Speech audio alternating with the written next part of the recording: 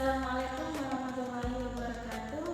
Di sini saya akan menyampaikan tugas praktik mikrologi untuk memenuhi tugas akhir semester mata kuliah mikrologi dengan tema simulasi rapat satu orang.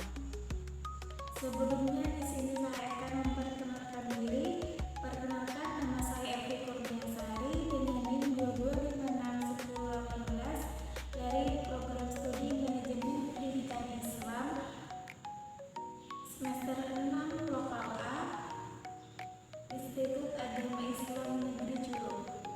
Pada kesempatan kali ini saya akan menyampaikan rapat mikrologi dengan tema rapat evaluasi dan strategi peningkatan kinerja tim marketing PT Sinar Nusa Indah.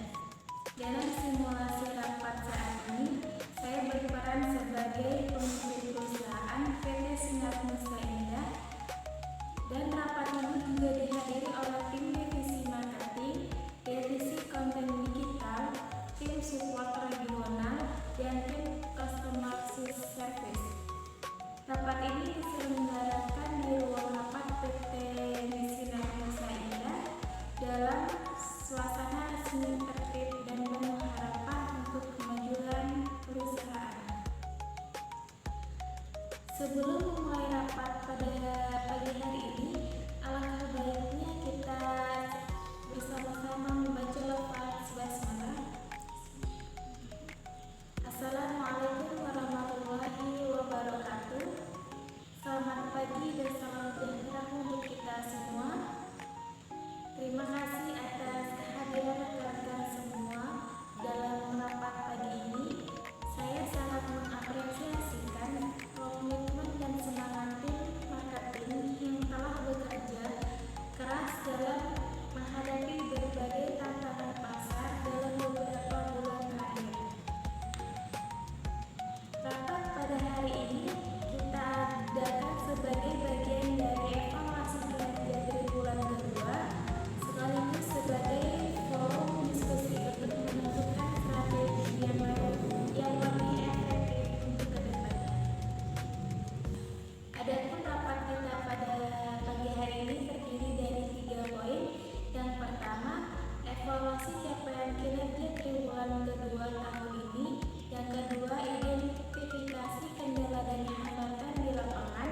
Dan yang terakhir, yang ketiga, yaitu penetapan strategi pemasaran baru untuk triwulan ketiga.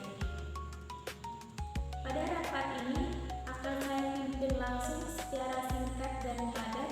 Saya akan menyampaikan data evaluasi dan kemudian membuka ruang masukan dari rekan-rekan.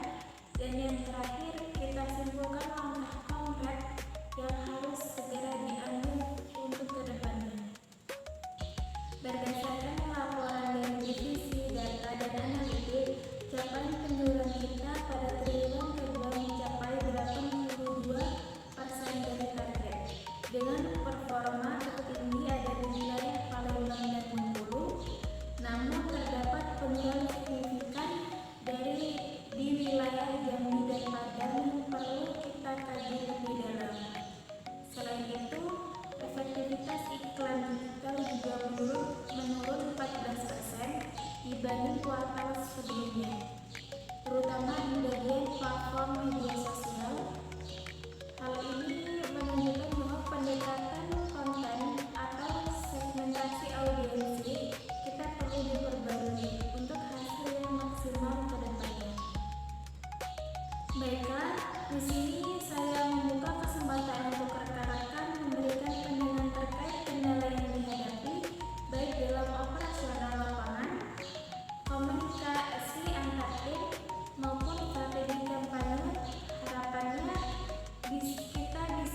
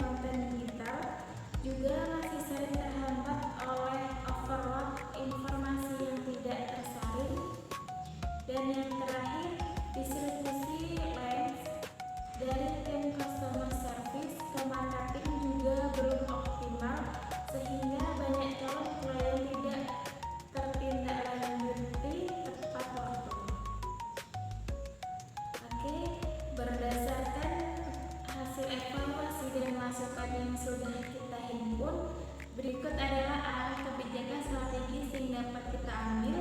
Pertama, kita akan menambah tim support regional untuk kota-kota yang mengalami penurunan performa agar proses closing lebih cepat dan intensif. Dan yang kedua, divisi digital akan diberikan pelatihan ulang mengenai teknik copywriting berbasis data agar hasil kampanye lebih relevan dengan audiens. Yang ketiga, kita akan menerapkan sistem layanan tracking otomatis sehingga distribusi prospek dari customer service bisa langsung berhubung dengan account manajemen tanpa delay.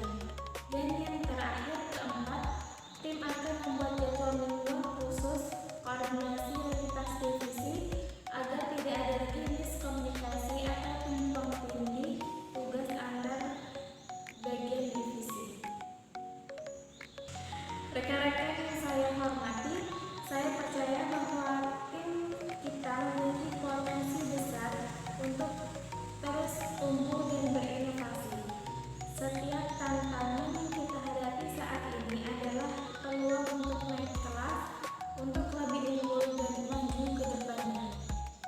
Mari kita song-song triwulan ketiga ini dengan semangat baru, kinerja tim yang solid dan fokus pada hasil.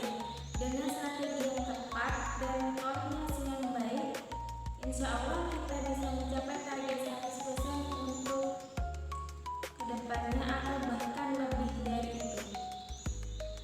Terima kasih atas perhatiannya.